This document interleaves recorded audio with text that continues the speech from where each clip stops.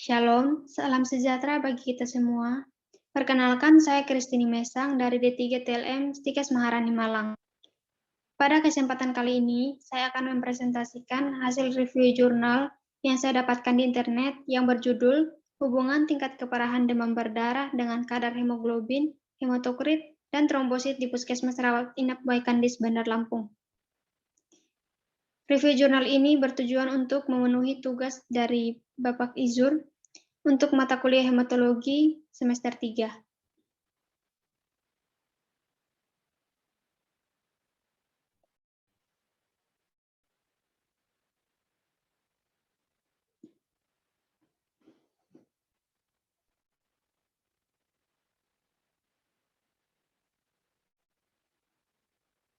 Kota Bandar Lampung merupakan salah satu daerah endemis demam berdarah. Pada tahun 2012, didapatkan penderita sebanyak 1.111 orang dan yang meninggal 11 orang. Data dikumpulkan dari medical record pasien demam berdarah yang memenuhi kriteria yaitu sebanyak 85 orang. Hasil penelitian menunjukkan bahwa jumlah pasien demam berdarah pada derajat 1 dan derajat 2 saja, dan tidak ada penderita pada derajat 3 dan derajat 4. Pasien laki-laki paling banyak pada derajat 1, dan pada derajat 2 paling banyak pasien perempuan. Rata-rata kadar hemoglobin pada derajat 1 dan derajat 2, rata-rata hematokrit pada derajat 1 dan derajat 2, jumlah trombosit pada derajat 1 dan derajat 2. Di Indonesia, penyakit demam berdarah dengue masih merupakan masalah kesehatan karena masih banyak daerah yang endemik. Daerah endemik demam berdarah dengue pada umumnya merupakan sumber penyebaran penyakit ke wilayah lain. Penyakit demam berdarah dengue atau dengue hemorrhagic fever ialah penyakit yang disebabkan oleh virus dengue yang ditularkan melalui gigitan nyamuk Aedes aegypti dan Aedes albopictus. Virus dengue telah endemis baik di daerah perkotaan maupun daerah pedesaan. Manifestasi klinik infeksi virus dengue termasuk di dalamnya demam berdarah dengue sangat bervariasi, yaitu demam dengue, demam berdarah dengue, hingga yang paling berat yaitu dengue shock syndrome. Diagnosa infeksi virus dengue di samping gejala klinis perlu ditunjang uji darah di laboratorium. Pemeriksaan laboratorium penunjang yaitu pemeriksaan hematologi yang sangat penting adalah kadar hemoglobin, melihat sel-sel pembekuan darah seperti kadar trombosit yang menurun dan adanya peningkatan kadar hematokrit.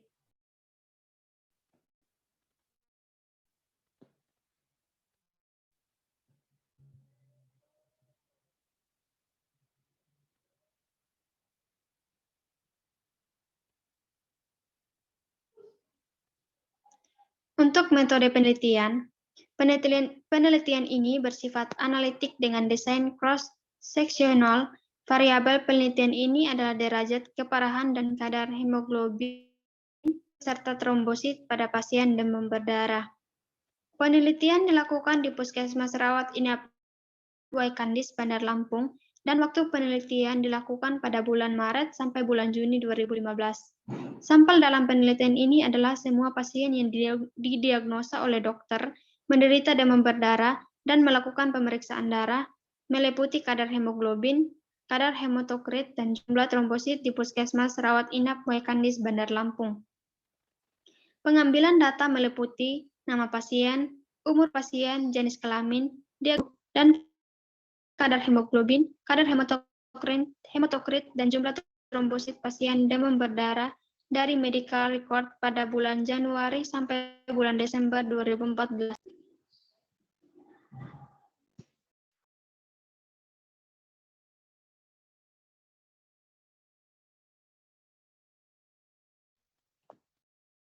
Untuk hasil penelitian, yang pertama, hasil penelitian analisis univariat. Hasil penelitian di Puskesmas Rawat Inap Baikandis, Bandar Lampung didapatkan sampel yang memenuhi kriteria sebanyak 85 pasien demam berdarah. Dalam penelitian ini, hanya didapatkan pasien demam berdarah derajat 1 dan derajat 2. Tidak adanya pasien dengan derajat 3 dan 4, dikarenakan pasien tersebut dirujuk ke rumah sakit agar penanganan kasus tersebut dilakukan dengan fasilitas yang lebih lengkap.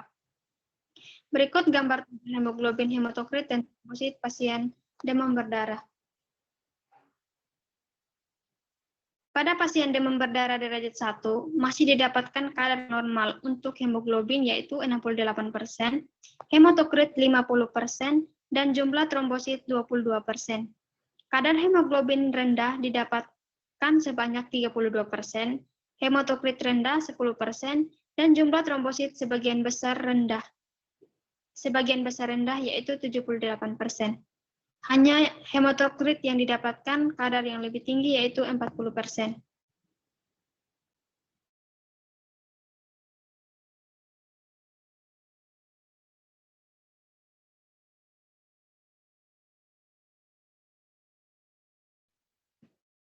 Pada pasien demam berdarah derajat 2, sebanyak 76% kadar hemoglobin normal dan hanya 24% yang rendah. Sebanyak 72% pasien mengalami peningkatan kadar hematokrit, 20% pasien mempunyai kadar hematokrit yang normal, dan hanya 8% yang rendah. Untuk jumlah trombosit yang didapatkan rendah untuk seluruh pasien, yaitu 100% pada derajat 2. Yang kedua, hasil analisis biovariat. Berikut gambar tabel hubungan derajat keparahan pasien demam berdarah dengan kadar hemoglobin, hematokrit, dan jumlah trombosit pada analisis biovariat.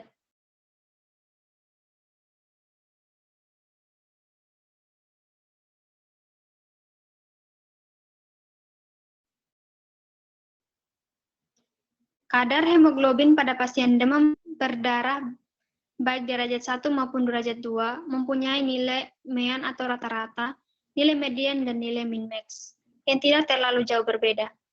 Secara berturut-turut pada derajat 1 didapatkan nilai mean, nilai median, dan nilai min-max. Dan pada derajat 2 didapatkan nilai mean, nilai median, dan nilai min-max. Didapatkan hubungan yang bermakna antara derajat keparahan pasien demam berdarah dengan kadar hemoglobin karena nilai P sama dengan 0,006, tetapi hubungannya lemah karena nilai R yaitu 0,297 dengan arah positif. Kadar hematokrit pada pasien demam berdarah derajat 1 secara berturut-turut mempunyai nilai mean yaitu 44,78, nilai median 43,0, dan nilai min-max yaitu 35-55. Dan pada derajat 2 didapatkan nilai mean 47,64, nilai median 50,0, dan nilai min-max itu 34-53. Didapatkan hubungan yang bermakna antara derajat keparahan pasien demam berdarah dengan kadar hematokrit pada pasien demam berdarah secara berturut-turut. Pada derajat 1 mempunyai nilai mean 44,78, nilai median 43,0, dan nilai min-max 35-55. Dan pada derajat 2 didapatkan nilai mean 47,64, nilai median 50,0, dan nilai min-max 34-53. Didapatkan hubungan yang bermakna antara derajat keparahan pasien demam berdarah dengan kadar hematokrit. Jumlah trombosit pada pasien demam berdarah derajat 1 secara berturut-turut mempunyai nilai mean, nilai median, dan nilai min-max. Dan pada derajat 2 juga didapatkan nilai mean, nilai median, dan nilai min-max. Didapatkan hubungan yang bermakna antara derajat keparahan pasien demam berdarah dengan jumlah trombosit karena nilai P yaitu 0,000, nilai korelasi Spearman sebesar 0,732. Nilai korelasi ini menunjukkan hubungan yang kuat walaupun arahnya negatif. Hasil pemeriksaan laboratorium pada derajat 2 nampak bahwa kadar hemoglobin terendah yaitu 10 gram per desiliter. Hematokrit rendah sebesar 34%, trombosit terendah sebesar 64.000 mikroliter darah, sedangkan kadar hemoglobin tertinggi yaitu 15 gram per desiliter, hematokrit tertinggi 55%, dan jumlah trombosit tertinggi yaitu 100.000 mikroliter darah.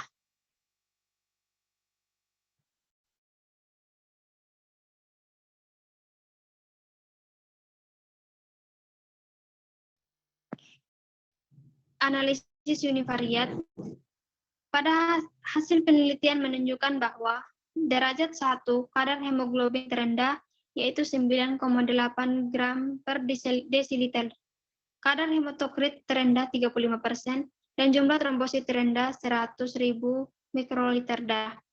Kadar hemoglobin tertinggi 15 gram per desiliter, kadar hematokrit tertinggi 55%, dan jumlah trombosit tertinggi yaitu 150.000 per mikroliter darah. Pada derajat 2, kadar hemoglobin terendah yaitu 10,4 gram per desiliter, kadar hematokrit terendah 34%, dan jumlah trombosit terendah yaitu 64.000 per mikroliter darah.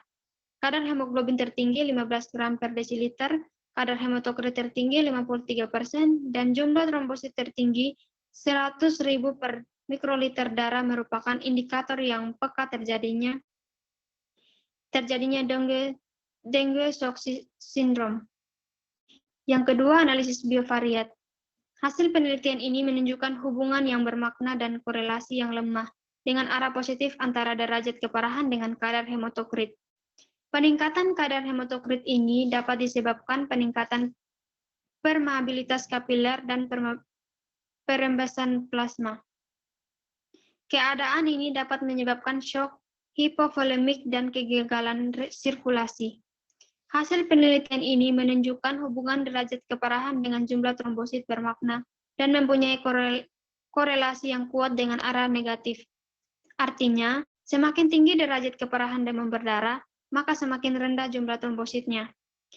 Menurunnya jumlah trombosit pada derajat yang lebih tinggi sesuai dengan penelitian yang dilakukan oleh Rosdiana pada tahun 2015, oleh Valentino pada tahun 2012, dan Badan Litbang Kesehatan Afrinon pada tahun 2010, yang menyatakan bahwa trombosit berhubungan dengan derajat keparahan demam berdarah.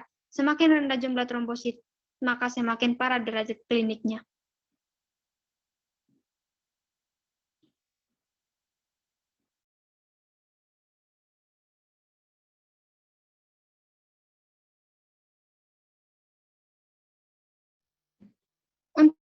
Untuk kelebihan dan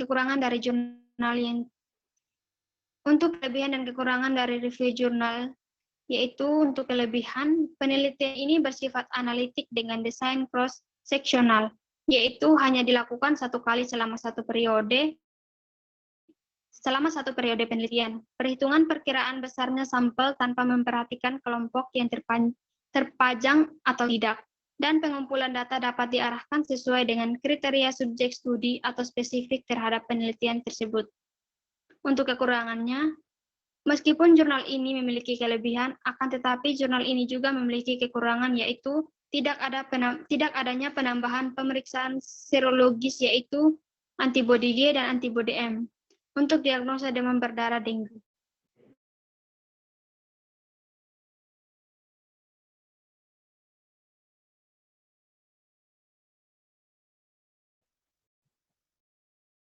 Kesimpulan dari review jurnal ini yaitu yang dapat diambil dari hasil penelitian ini yaitu dari 85 data pasien demam berdarah diketahui bahwa pasien demam berdarah pada derajat 1 lebih banyak daripada derajat 2 dan tidak ada penderita pada derajat 3 dan 4. Pasien laki-laki paling banyak pada derajat 1 dan pada derajat 2 paling banyak pasien perempuan. Didapatkan hubungan yang bermakna dan korelasi yang lemah antara derajat keparahan dengan kadar hemoglobin dan kadar hematokrit. Sekian dari pemaparan hasil review jurnal. Bila ada salah kata, saya mohon maaf dan terima kasih.